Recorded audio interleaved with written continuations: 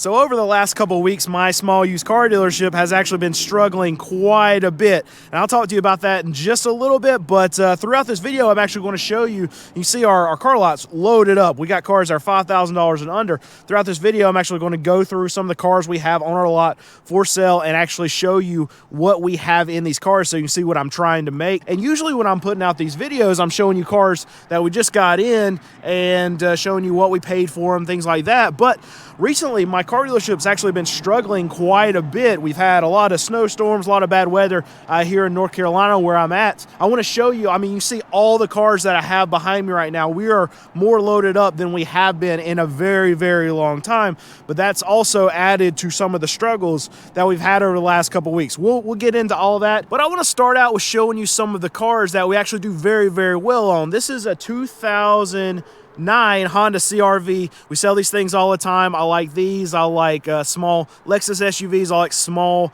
Toyota SUVs. These are probably the things that we're able to move the fastest, we're able to make the most money on, and I feel the best about putting my name behind it because these are the most reliable things that we can buy.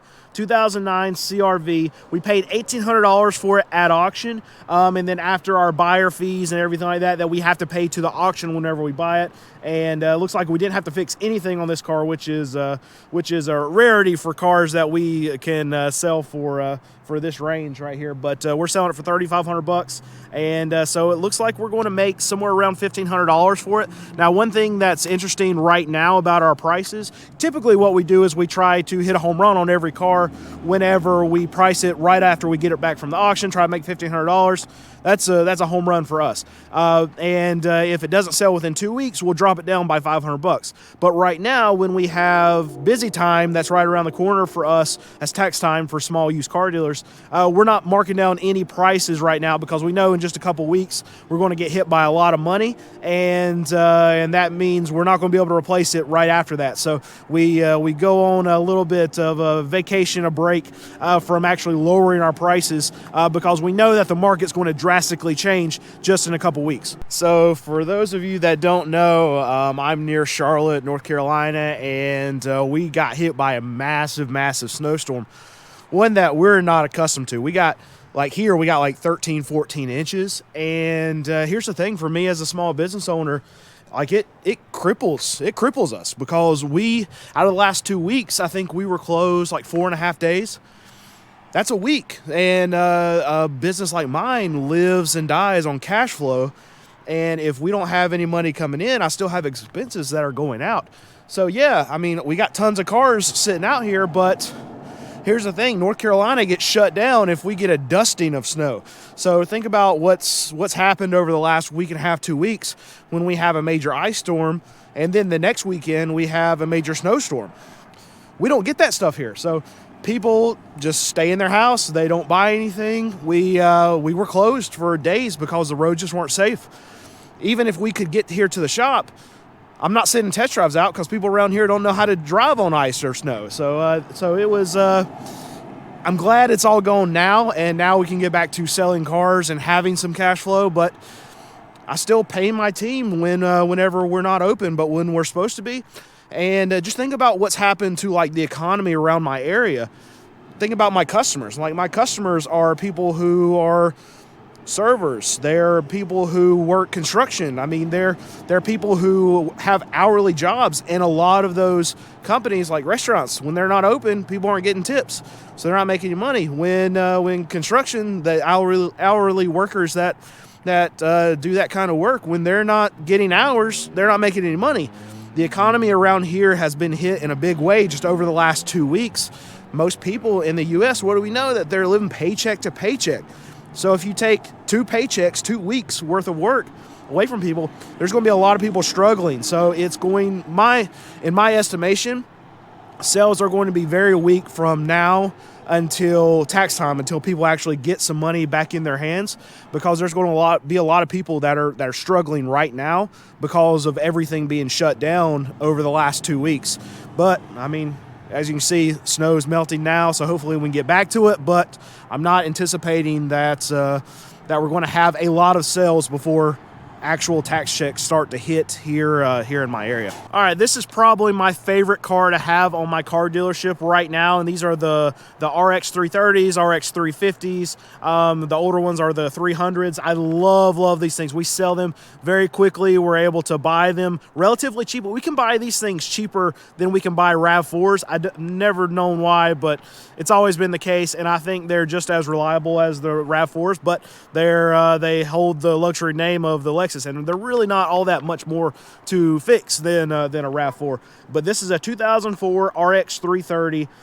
We paid $2,600 for it at auction, got $250 in a buyer fee that I have to pay the auction. And after our fixes and everything, we got $2,863.60 in this thing, and we're selling it for $4,000. So what does that mean? We're going to be making $1,137. Check my math on that. But that's what we've got it marked out now.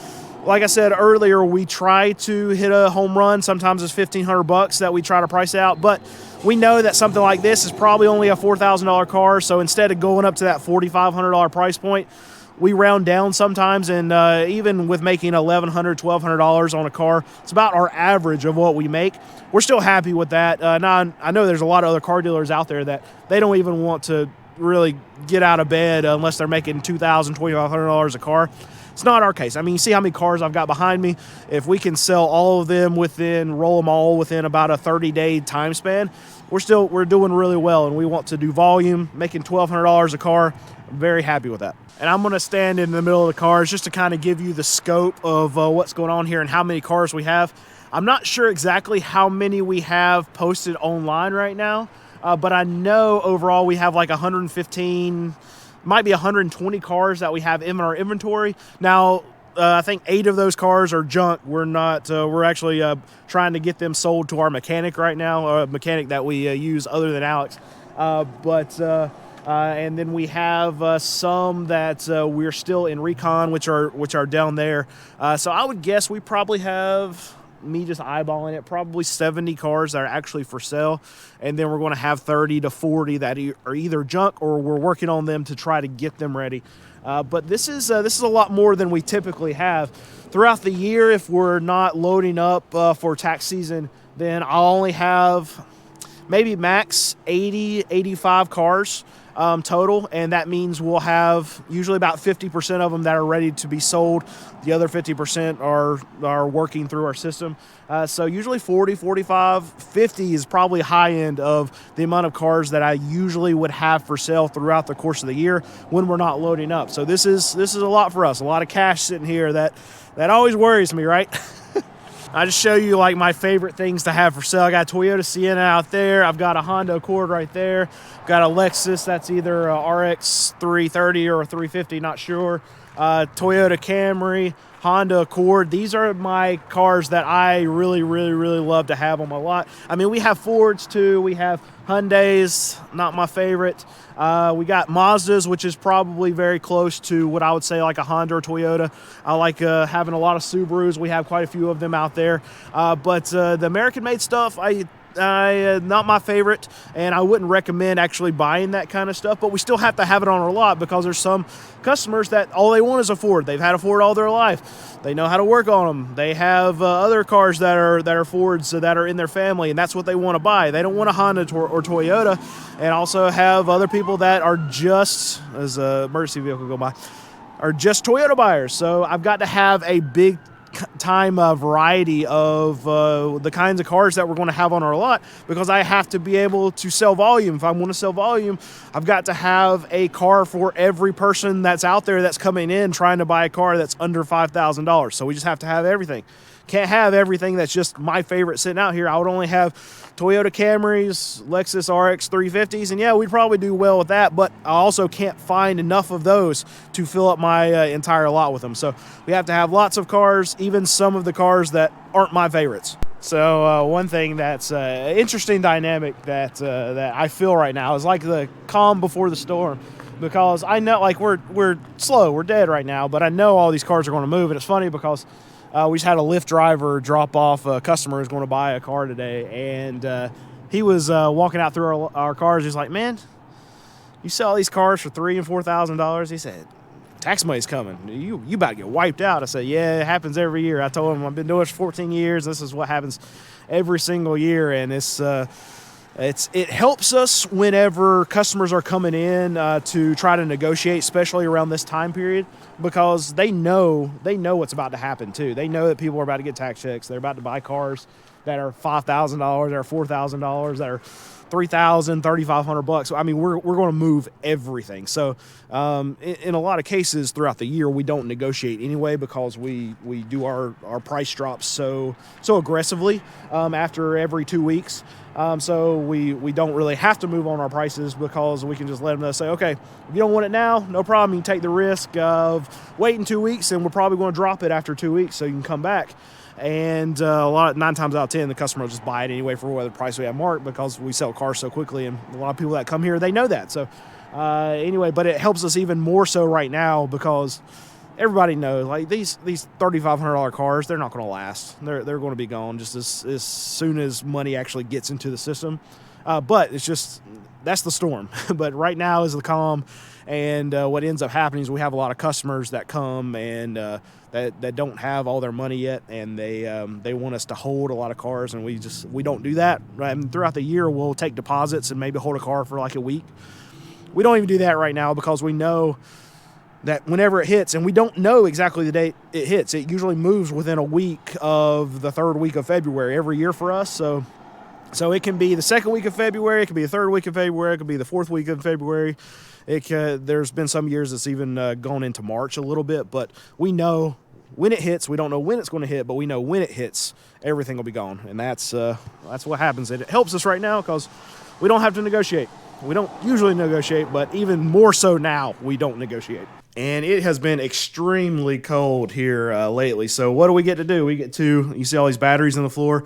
These are all batteries that we just went and checked out on our lot to make sure all our cars will crank after we got the big snowstorm. And luckily, we only had like 7 or 8 cars that the batteries got destroyed throughout all the cold weather. And I would have thought it'd been way more than that. So we actually were fortunate with the amount of batteries we had to change. But here's what we do. Replace batteries, and then all our old batteries go here. We have a guy that comes and picks them up and then gives us some new batteries, and it's just more expense that comes with the weather that's come in. I will say one of the things that has helped us out, at least, one of the positives, there's a lot of negatives from these storms that have come in, but one of the positive things that have come from this is that we've actually gotten more than caught up on cars, getting them out and ready for sale. These cars are sitting here. They're ready to go. They just need to be washed. So our detailers couldn't come out this week, I guess because of the weather or whatever. But next week, we'll have all of these things that are ready to go, ready for them to be cleaned. And then once they're clean, we can get pictures, get them posted.